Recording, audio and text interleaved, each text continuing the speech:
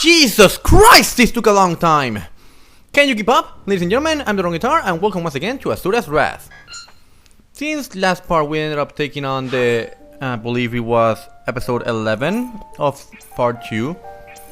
We are currently gonna be part 11, final lesson. Now we're gonna be taking on the DLC chapter 11.5.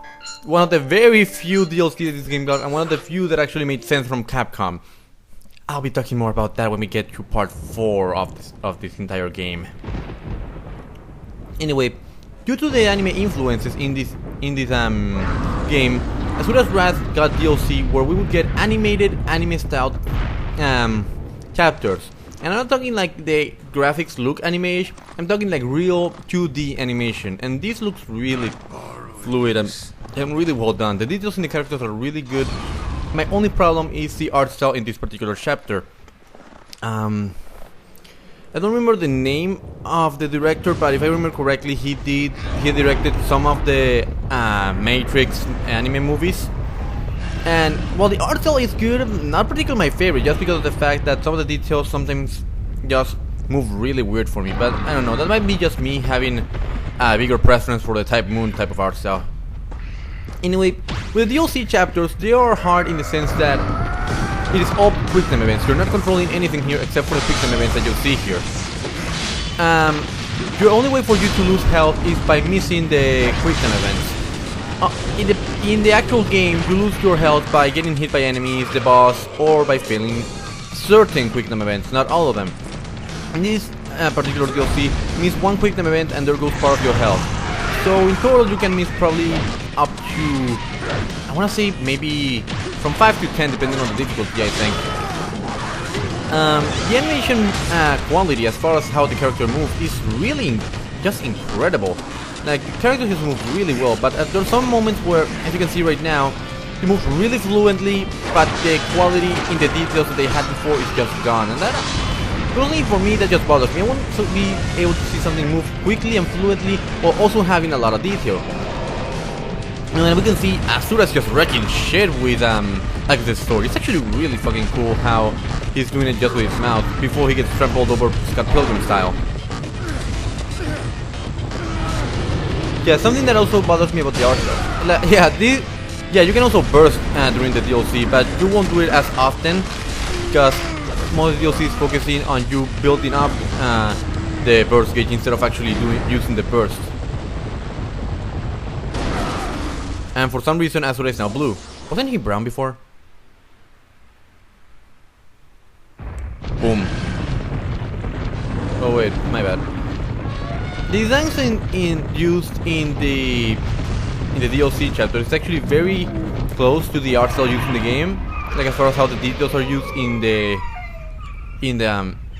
Goma. I think that still some of the Goma are CGI, and Asura is the only thing that is still not. Like in certain shots, it looks like the Goma are moving like CGI, but for the most part, almost everything is 2D animation. And honestly, actually in this part, the animation is just horrible. Like you can tell that there are missing frames in there. I'm just very picky about animation. Don't judge me. And apparently, Asura's blood is black. I thought he didn't have blood. Actually, that reminds me.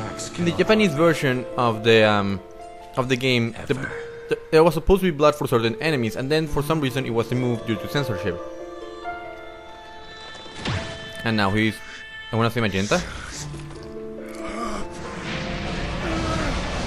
Wow, Asura, you look ugly as fuck.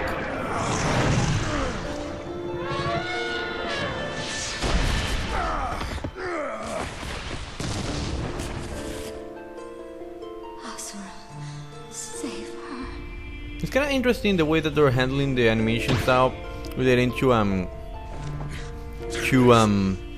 the past events in the entire game. Like, it's obviously supposed to be a flashback kind of moment thing, but the way they're handling it, like, Asura can see it clearly. Like, his rage is so filled with rage that his mind can no longer remember everything correctly. Like, he remembers the concept of the event, but he doesn't remember the event word for word.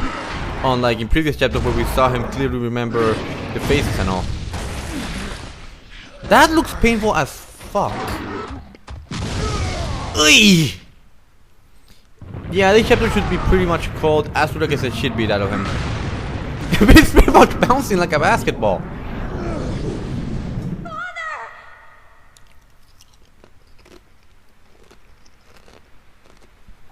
Didn't she have black hair before?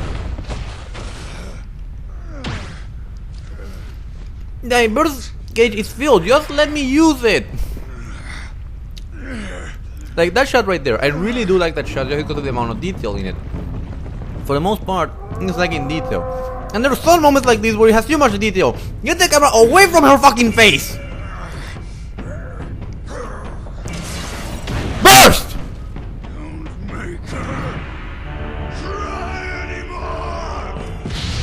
That moment where the thing in the eye, that actually still makes you wonder about the machine aspect. Because we're not seeing any machine aspect in the DLC animation. Jesus Christ. Shining finger.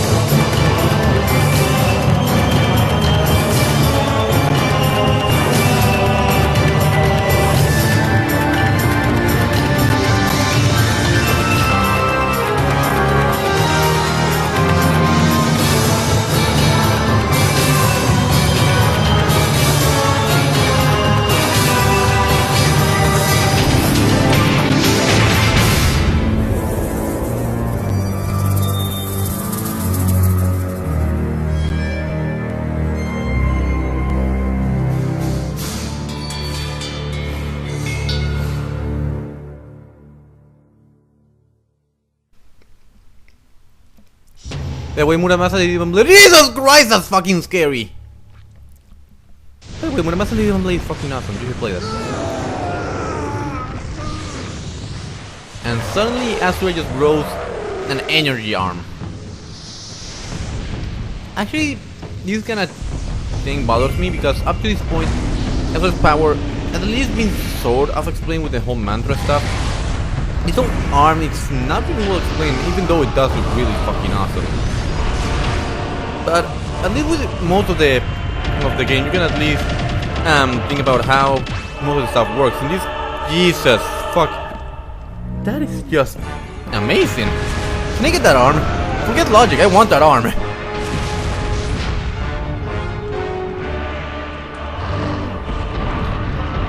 Honestly, in comparison to the previous chapter though, I think that episode 11.5 suffers from not having as much of a scale as chapter 11 had. Here we're just seeing Asura in actual... just give me a thumbs up. We're seeing Asura in a rather awesome way destroy all this Goma, but in the previous chapter we were seeing something with a lot more emotion. So to play this right after playing episode 11 actually kind of bothers me. And dude, we have the burst gauge field, just let me use it. You're just teasing me at this point, Capcom.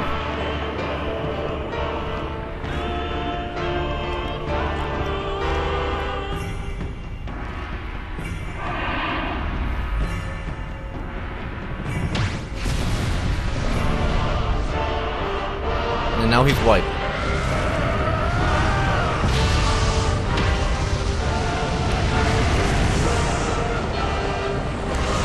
And it's growing. That must be painful. Ugh, Jesus Christ.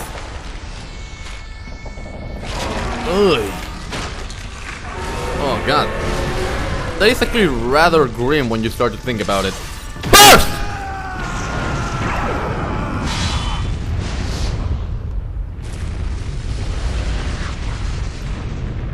The best thing in the entire animation are those clouds. They honestly look the best in my opinion.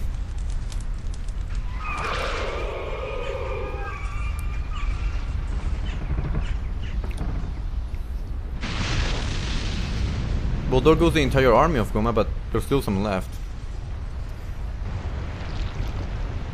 Actually, as for your lava, you were in lava before, you know, around the first few chapters. How are you not melting right now?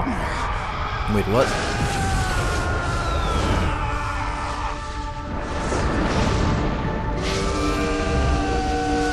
He looked like he was losing skin there, Jesus Christ. It's symbolic, the tree of life. The tree of life is taking your life.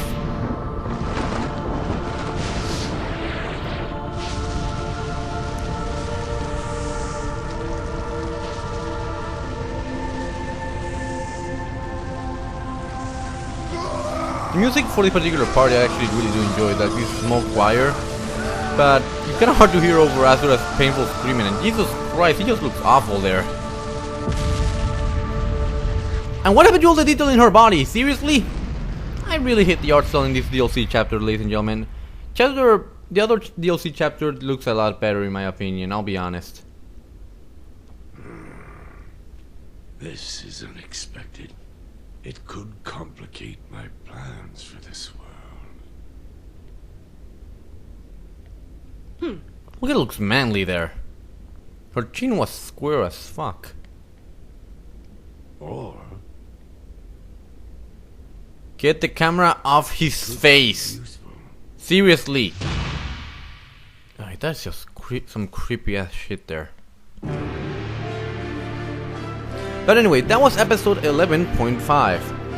A rather short DLC. You can get it probably for around a few bucks.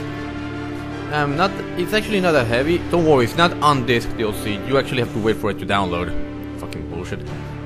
The DLC chapters are really good to see from an animation perspective. From an art perspective, I don't really enjoy 11.5, and from a skill perspective, in comparison to chapter 11, it left me unsatisfied. But again, that's why we have chapter 12 coming up later. I honestly think that it does well foreshadowing something that will happen later, but for the most part, I guess if you want it, then you can have it.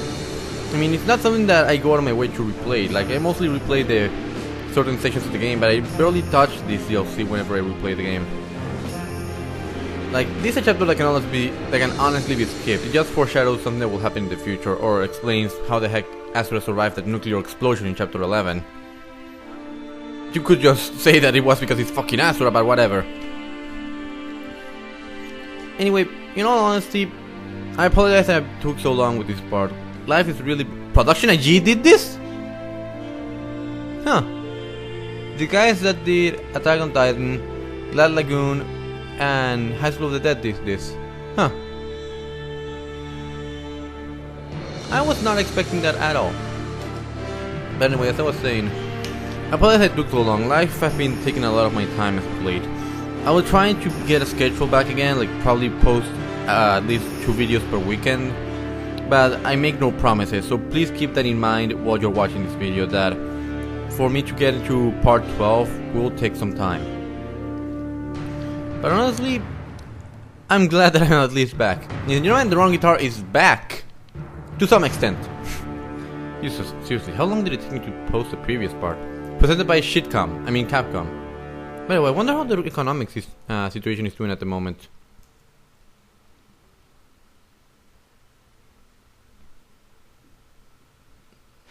And yes, for the DLC chapters you also get ranked. You don't get ranked for time because honestly it's gonna be the set amount of time all the time.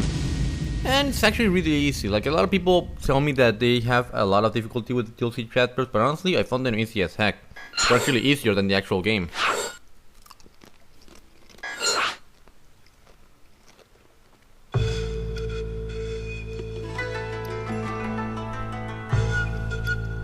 This section was actually drawn by Hirota Otabe, I think is the name from what I've read. That could be a really kick-ass background. I want that as my background now. Have you heard? You see, Asura, the fallen purified the gigantic Goma single-handedly. I thought only 7 deities were capable of purifying Goma that size. Lord Agus has supposedly in the area as well. His whereabouts are unknown. Could have been defeated? Like, one can only assume. The fallen one's mantra affinity was wrapped for all.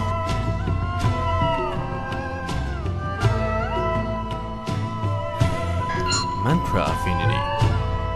Yeah, finally they explain something about our powers instead of just Gurren Lagann logic.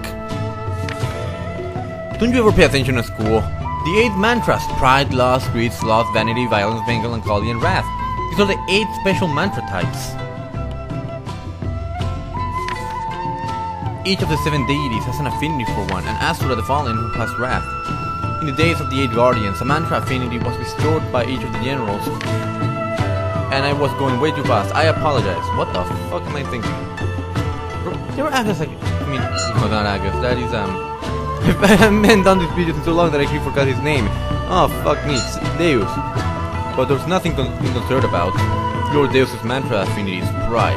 The mantra is bestowed upon him by the noteworthy ruling over Shinkuku. Wrath affinity or not, the fallen one is no match for him. Indeed, there's nothing that can threaten the power of Shinkuku. Wait, no preview for the next chapter? Seriously? Then at least give me some time to eat my chips. Well, I suppose this is the end. So with that said, ladies and gentlemen, I'm the RunnerGuitar, and I'll see you guys later in Asura's Wrath, Part 12.